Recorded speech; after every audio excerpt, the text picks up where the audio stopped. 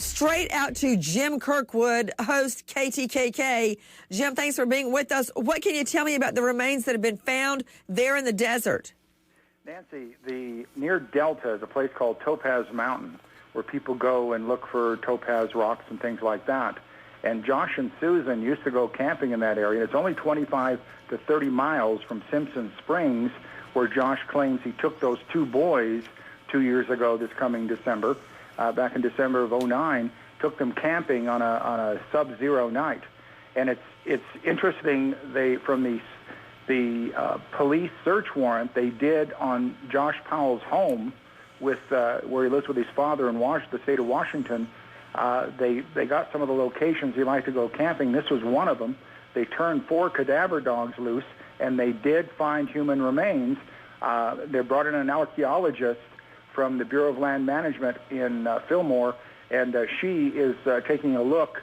And apparently the human remains are within the range. So this is exciting for those who want this finished. Well, what I don't understand, Jim Kirkwood, is what led police to that spot to start with. I mean, it's a pretty obscure spot to just pop up with a search for a dead body. So what led them there? A tip? No, it was the journals and the records that Josh and Susan kept when they went camping. And so the police got that in that raid on Josh's home in the state of Washington and went from there. That's why they centered on this area. And they are treating it as a crime scene, Nancy. They left guards overnight. So the police, we don't know for sure what's going on there yet, but the police are very interested in this site. Okay, everybody, for those of you just joining us, it is possible that the remains of mother of 2, Susan Powell, have been found out in the desert. We are waiting to get some type of a positive confirmation as to whether this remains are her. I want to go to Heather Walsh-Haney, forensic anthropologist, joining us out of Florida. Heather, how will they be able to tell?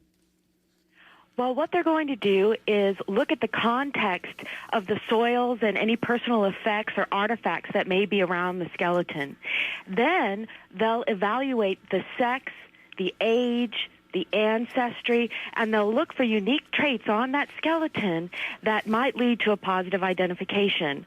One of the first steps that they're going to take is to determine whether the bones that they've found are female or not. In order to make that determination, what they'll do is they'll look at the bones of the pelvis.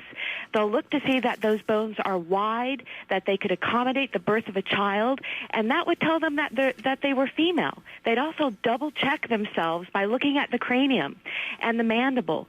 They'd look to see that the mandible had a pointy chin, which is what females have, and that the brow ridge was very slight, very gracile. Then they'd look to make sure that those skeletal remains are adult.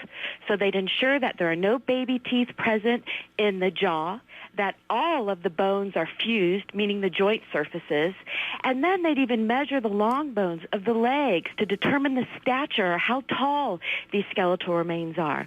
Once they do that, they'll compare that height range with those to establish a positive ID. Right, right.